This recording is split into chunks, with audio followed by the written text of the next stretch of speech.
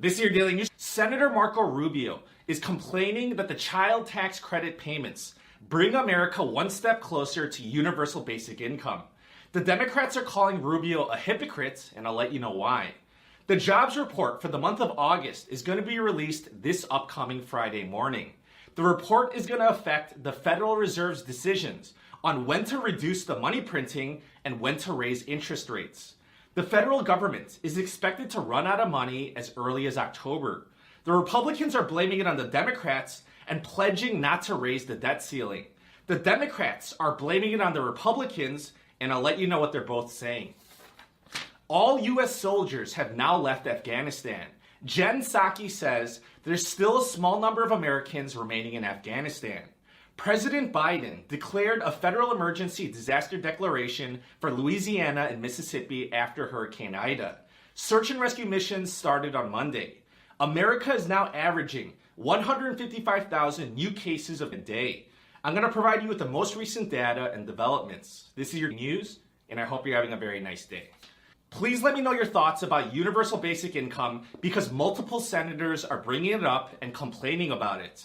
Senator Marco Rubio is saying that America is getting one step closer to universal basic income. Rubio said the Biden administration's child tax credit payments are wealth redistribution. It's the first step towards universal basic income because it does not require you to work. Rubio said, for example, over the next 6 months, some American households with no working adults will receive more than $6,000 in cash payments from the federal government. But the Democrats responded by saying that the intention of the program is not universal basic income. They're saying that the expansion of the child tax credit payments is intended to reduce child poverty. The child tax credit payments were supposed to be a one-time program for the year 2021. But the Human Infrastructure Bill is going to extend the child tax credit payments for a few more years. The details are not final, but it's expected to be extended until the year 2025. However, a group of Democrats are trying to make the child tax credit payments permanent. The Democrats are calling Senator Rubio a hypocrite because he voted to expand the child tax credit when Trump was in office. However, Rubio responded by saying that's different because he supports the child tax credit if there's a requirement that the parents must work. Rubio says the Democrats are taking it too far by extending the program and trying to make it permanent. We're waiting on a very important economic report this Friday. The jobs report for the month of August will be released Friday, September 3rd. This report is going to greatly affect the actions of the Federal Reserve's monetary policy for America. This is going to affect how much money is being printed and when interest rates will increase. Once the Federal Reserve believes that the labor market has improved enough, they're going to start printing less money and raise interest rates. That would hurt the economy, so the Federal Reserve is waiting to see if the labor market is strong enough to deal with those negative effects. In July, America gained 943,000 jobs and the unemployment rate was at 5.4%. Economists are predicting that 756,000 jobs will be added in August and the unemployment rate will fall to 5.2%.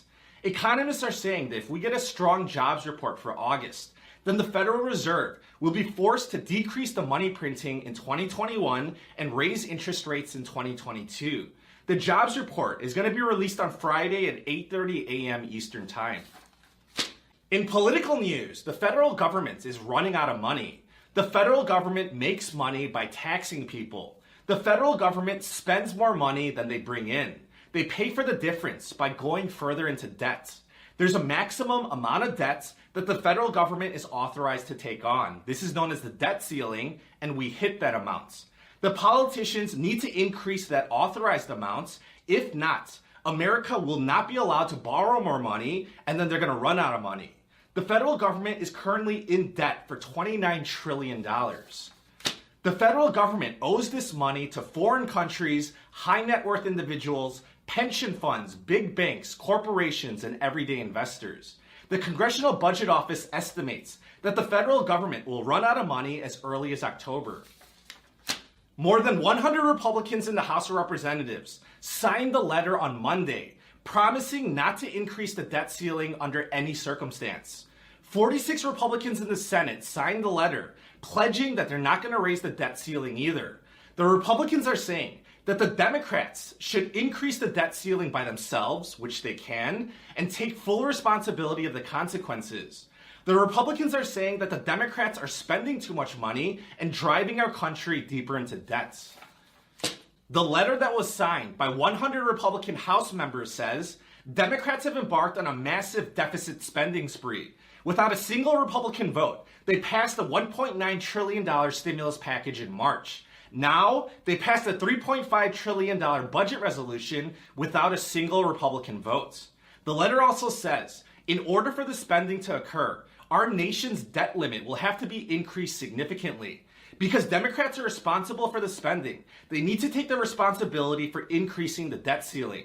Republican Congressman Hearn said, "We want to make it absolutely clear that the Democrats alone are responsible for this." But the Democrats responded by saying that the Republicans are incorrect and dishonest. The Democrats said a lot of the spending programs that increased our debt was conducted under the Trump administration. So we'll see what happens, but believe it or not, if the politicians do not act, then the federal government will run out of money in about a month. In international news, the last U.S. military plane has left Afghanistan. Since August 14th, 122,000 people have been evacuated. General McKenzie said on Monday, not everyone who wanted to get out got out. White House Press Secretary Jen Psaki said, "We believe there's still a small number of Americans remaining in Afghanistan." Psaki said they're working to determine precisely how many Americans are remaining, and they're reaching out to them by phone and text messages. Psaki says that the White House will give a precise number as soon as possible. Today, President Biden will be addressing the nation on Afghanistan. In current events, Hurricane Ida passed through Louisiana. Search and rescue missions started on Monday. President Biden declared a federal emergency disaster declaration for Louisiana and Mississippi. President Biden spoke about Hurricane Ida on Monday. Biden said, "We know Hurricane Ida had the potential to cause massive, massive damage." And that's exactly what we saw. Biden said more than 5,000 members of the National Guard have been activated to help with search and rescue missions. Biden urged people in affected areas to shelter in place if it's safe for you to do so and assume that help is on the way. Response teams were on standby in the area with 2.5 million meals, 3 million liters of water, generators, and other supplies. An additional 100 ambulances and emergency medical teams have been activated to work with local response teams. President Biden said, "We're going to do all that we can to minimize the amount of time that it's going to take to get power back up for everyone in the region.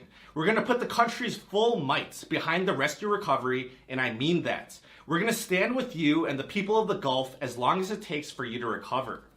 In America, we are now averaging 155,000 new cases a day. Hospitalizations are also on the rise, and many hospitals, especially in the South, are reporting oxygen shortages. Mary Mayhew, the president of the Florida Hospital Association, said, "Hospitals are using 3 to 4 times the amount of oxygen that they would normally use." On Monday, data from the CDC shows that the hospitalization rate is 16 times greater in people compared to people. Since the school year began, more children are getting infected and hospitalized. Currently, there is no approved by the FDA for young children. The Pfizer was FDA approved for people 16 and up. That is still under emergency use authorization for children ages 12 to 15 years old. Drug manufacturers are in the process of submitting their FDA approval applications for 12 to 15-year-olds.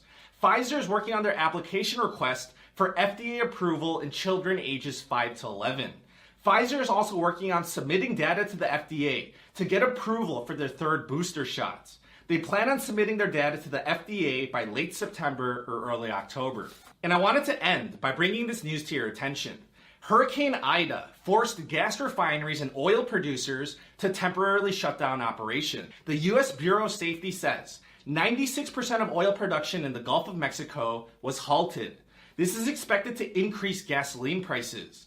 The head of petroleum analysis at GasBuddy says that gasoline prices will increase by 5 to 15 cents per gallon, but we won't see that increase for another 2 weeks. On Monday, according to AAA, the national average for a gallon of gasoline was at $3.15. Gasoline prices have been falling for 3 weeks, but that trend will now be broken. That's the news for today. If you enjoyed today's report, please be sure to subscribe. I thank you so much for your support, and I wish you a very nice day.